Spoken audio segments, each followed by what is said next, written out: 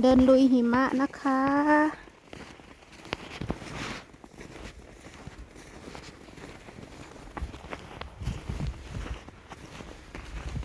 ข้างหน้าคือทะเลบอลติกค่ะจะลื่นไหมเนี่ย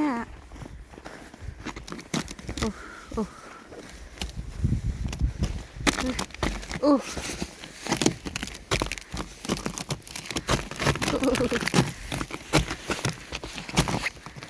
no no no ห้ามลื่นห้ามลื่น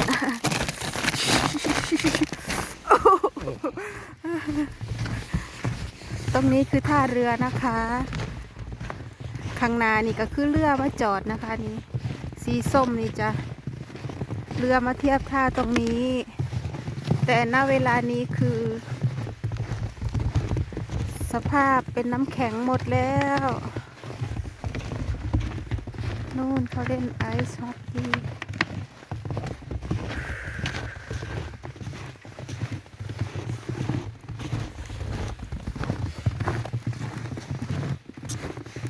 โอ้ this one is Yeah. yeah walk this way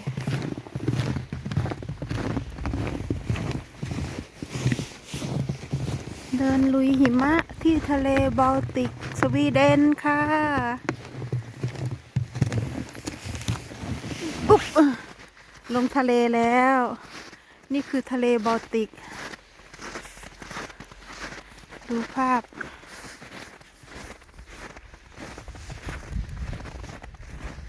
โน่นเรือจอดข้างหน้าตรงนี้สีส้มๆคือเรือมาเทียบตรงนี้นะคะจอดช่วงซัมเมอร์แต่ช่วงนี้ไม่ได้เลยตรงนู้นข้างหน้าสีส้มนู้นก็คือเรือมาจอดนะคะ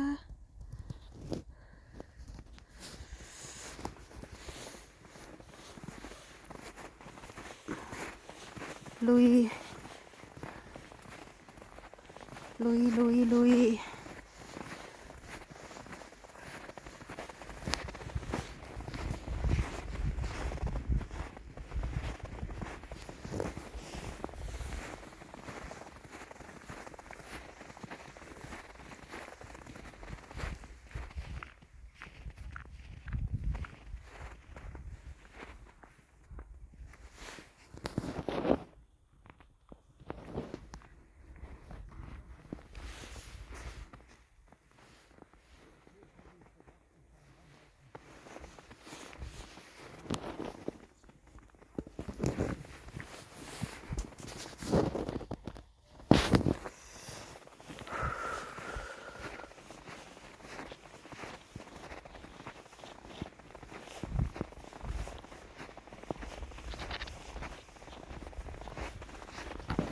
เสียงรองเท้าโอ้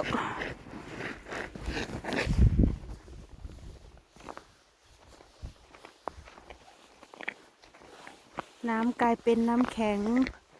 snow snow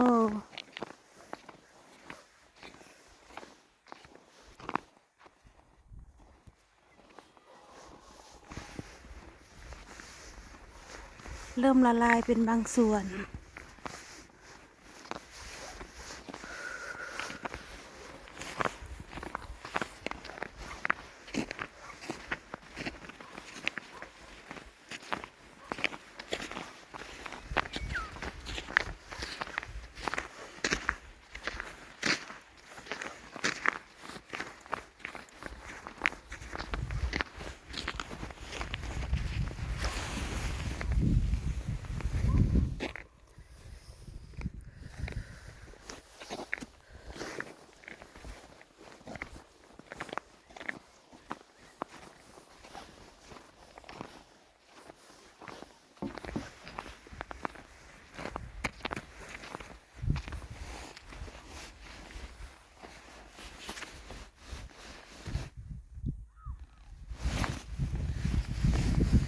ดูรองเท้าค่ะรองเท้าที่เดิน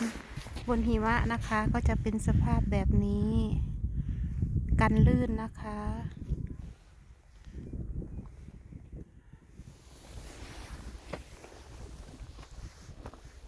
บอลติกซีสวีเดนข้างหน้าคือฝั่งเมืองเอสทัมมานะคะ เมืองเล็กๆเป็นเมืองท่องเที่ยว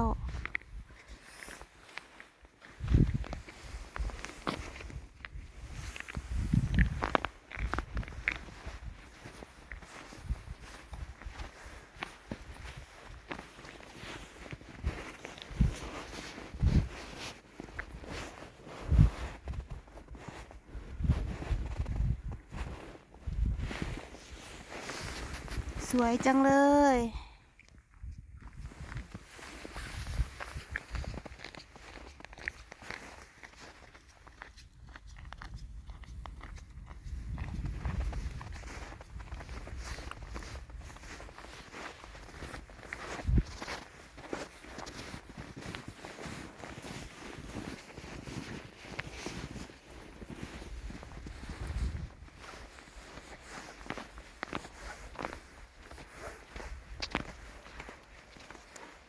รองเท้าเดินบนหิมะข้างล่างก็จะเป็น